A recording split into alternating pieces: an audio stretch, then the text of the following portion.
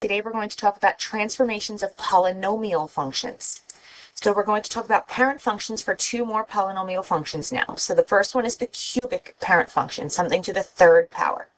So if I plugged in my -2, -1, 0, 1, and 2, I'm taking -2 to the third power. So that's -2 times -2 times -2. So 3 negatives makes a negative, and 2 times 2 times 2 was 8. -1 is -1, -1, -1, which is -1. 0 times itself is going to give us 0. 1 times 1 times 1 is 1.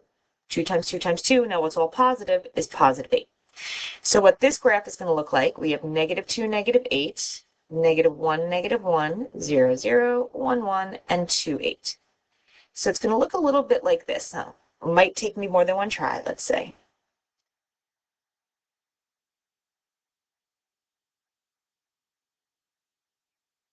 Okay, so that's the basic shape of a cubic function. And our next one is quartic, right, to the fourth power.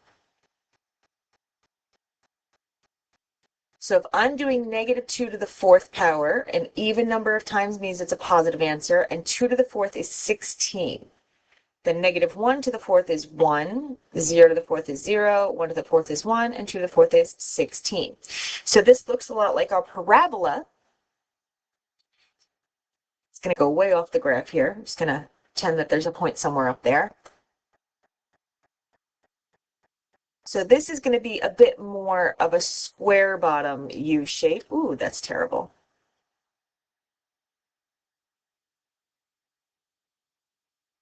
It's a little more flat at the bottom than our normal U, but it kind of looks like the quadratic. So remember our different transformations. It's up and down if it's outside, right? Up is positive, down is negative. It's left and right if it's inside. Negative is to the right, positive is to the left. It's a vertical stretch or shrink if it's on the outside. It's stretch if it's bigger than 1. It's shrink if it's between 0 and 1. It's a horizontal stretch or shrink if it's inside, and it's always the reciprocal, right? So if this was 1/5, it would be really 5. If it was 3/2, it'd be 2/3. And then we name it. So once we take the reciprocal, then we call it the stretch or the shrink. And then a reflection. If it's outside, it's in the x-axis. If it's inside, it's across the y-axis.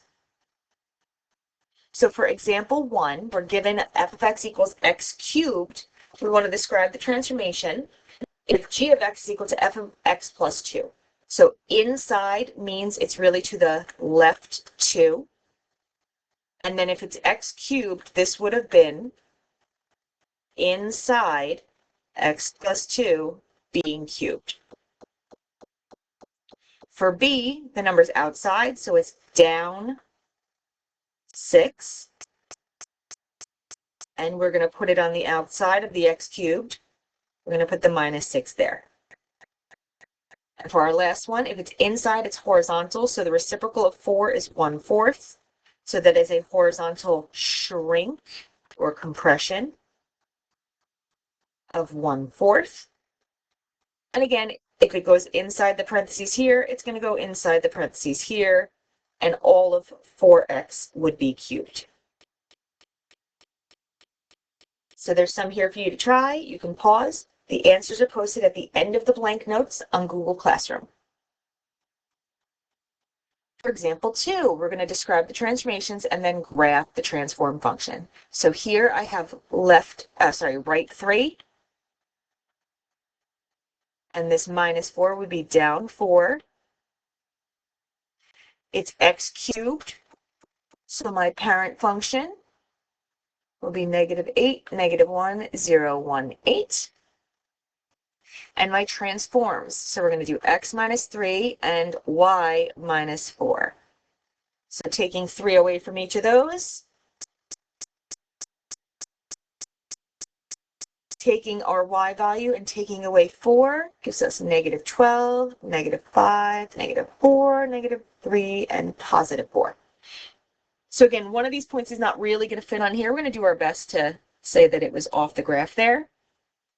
Then I'm at -4, -5, -3, -4, -2, -3, and -1, +4.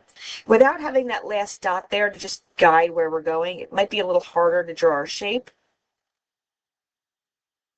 So as long as we know that it's going to go down there somewhere, we can get our shape looking as normal as it can be.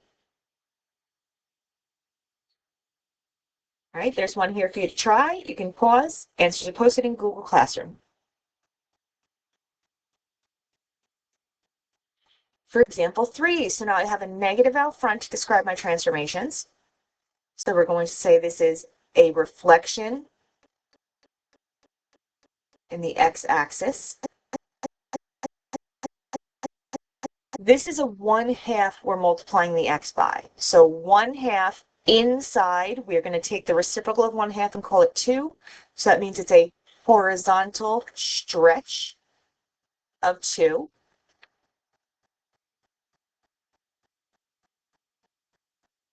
And then it's up 3.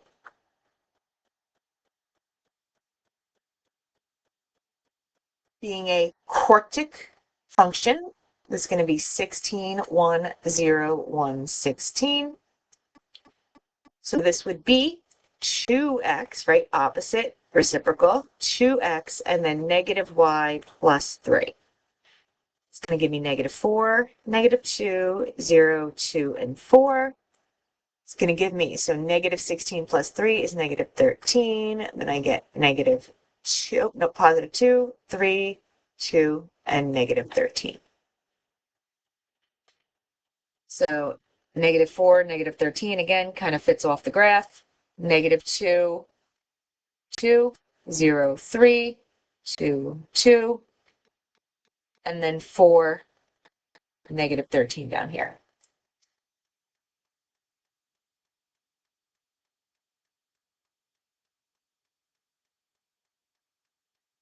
All right, and there's our graph.